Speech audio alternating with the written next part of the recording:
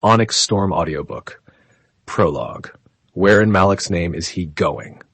I hurry through the tunnels beneath the quadrant trying to follow, but night is the ultimate shadow, and Xaden blends seamlessly into the darkness. If it wasn't for our dragon's bond leading me in his general direction and the sporadic disappearance of mage lights, I'd never think that he's masked somewhere ahead of me. Fear holds me with an icy fist, and my footing grows unsteady. He kept his head down this evening, guarded by Bodhi and Garrick while we waited for news about Sawyer's injury after the battle that nearly cost us Basquiath. But there's no telling what he's doing now. If anyone spots the faint strawberry red circles around his irises, he'll be arrested and likely executed. According to the texts I've read, they'll fade at this phase, but until they do, what could possibly be important enough for him to risk being seen? The only logical answer sends a chill up my spine that has nothing to do with the cold stone of the corridor seeping in through my socks. There hadn't been time for boots or even my armor after the click of the closing door woke me from a restless sleep.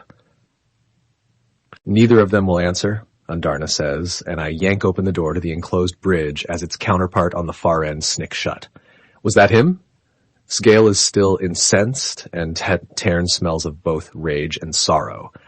Understandable for all the reasons I can't allow myself to dwell on yet, but inconvenient. Do you want me to ask Queer or Crad? She starts. No, the four of them need their sleep. No doubt we'll find ourselves on patrols for any remaining venin come morning. I cross the freezing expanse of the bridge with increasingly uncertain steps and jolt at the view outside the windows. It had been warm enough for thunderstorms earlier, but now snow falls in a thick curtain, concealing the ravine that separates the quadrant from Basquiat's main campus. My chest clenches, and a fresh wave of seemingly endless tears threatens to prickle my painfully swollen eyes. It began about an hour ago, Andarna says gently. The temperature has fallen steadily in the hours since. Don't go there. My next breath shakes, and I force everything I can't handle into a neat, mentally fireproof box and stash it somewhere deep inside me. It's too late to save Mom, but I'll be damned if I let Xaden get himself killed. You can grieve, Andarna reminds me as I pull open the door to the healer quadrant and enter the crowded hall. Wounded in every color of uniform line the sides of the stone tunnel, and healers dart in and out of the infirmary doors. If I wallow in every loss, that's all I'll ever have time for.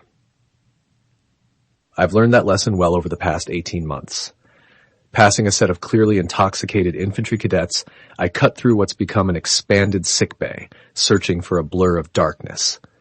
This part of the quadrant didn't sustain any damage, but it still reeks of sulfur and ash.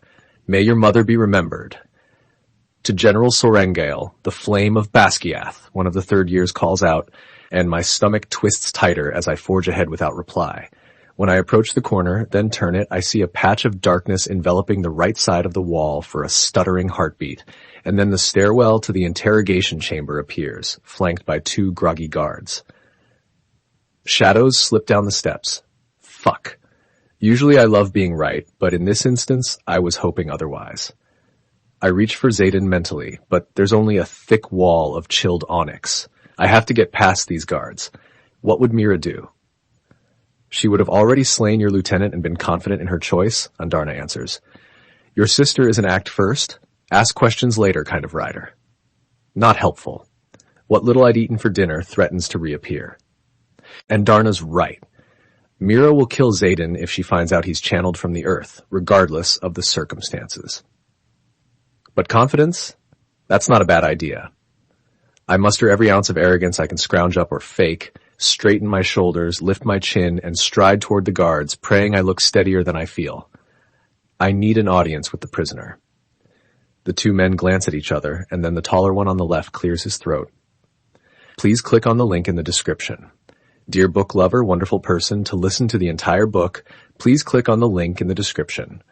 Please click on the link in the description.